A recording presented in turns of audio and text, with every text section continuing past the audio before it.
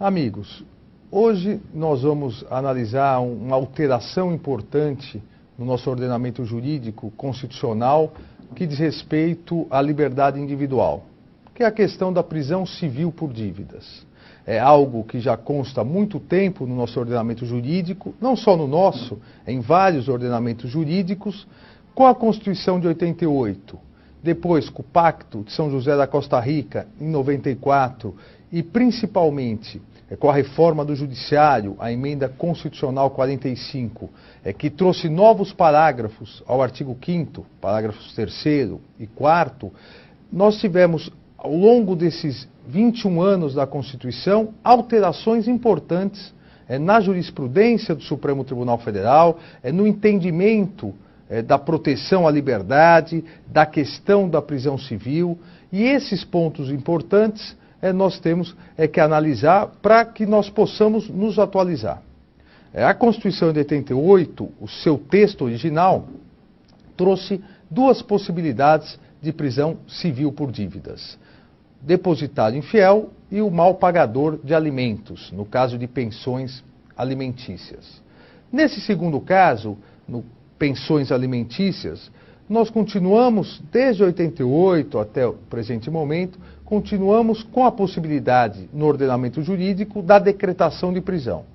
É uma prisão que também é permitida pelo Pacto de São José da Costa Rica e por inúmeros ordenamentos jurídicos, porque tem uma motivação, uma finalidade, uma motivação e uma finalidade importantes. É uma motivação que é o respeito à paternidade responsável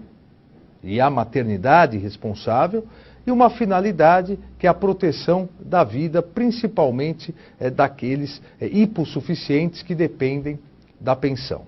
Então, em relação a isso, não houve nenhuma alteração. Por outro lado, na questão da prisão civil por dívidas do depositário infiel,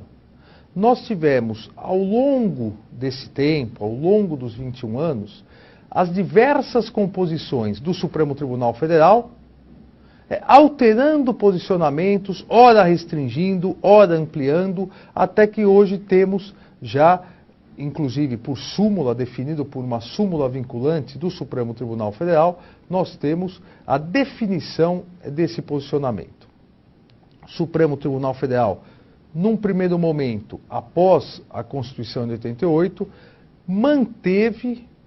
mesmo com o Pacto de São José da Costa Rica, em 94, manteve o entendimento da infraconstitucionalidade do Pacto de São José da Costa Rica, e a prisão civil por dívidas do depositário infiel permaneceu. Passado mais um tempo, importante alteração do Supremo Tribunal Federal em defesa da liberdade individual, em defesa da dignidade da pessoa humana, o Supremo Tribunal Federal passou a entender que a prisão civil do depositário infiel, no caso de alienação fiduciária, ou seja, nessa ficção legal que transformava a alienação fiduciária em depósito e, consequentemente, acabava autorizando a prisão civil, essa ficção legal seria inconstitucional, não permitindo mais a prisão civil por dívidas. Ou seja, retirou da prisão civil por dívidas do depositário infiel, que ainda continuava legal, constitucional no nosso ordenamento jurídico, o Supremo Tribunal Federal retirou a questão da alienação fiduciária, já diminuindo a incidência da prisão civil por dívidas. Veio a emenda 45, os parágrafos 3º e 4º foram criados, a incorporação dos tratados, atos, pactos internacionais que versem sobre direitos humanos no nosso ordenamento jurídico passou,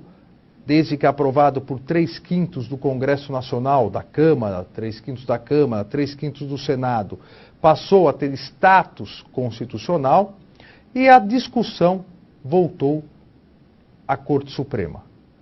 A Corte, já com sua nova composição, com várias alterações da composição anterior, a Corte se debruçou sobre esse importante assunto e, sem ainda definir qual o status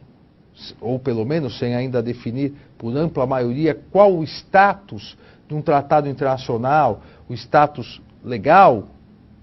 infraconstitucional, constitucional, supralegal, mesmo ainda sem uma definição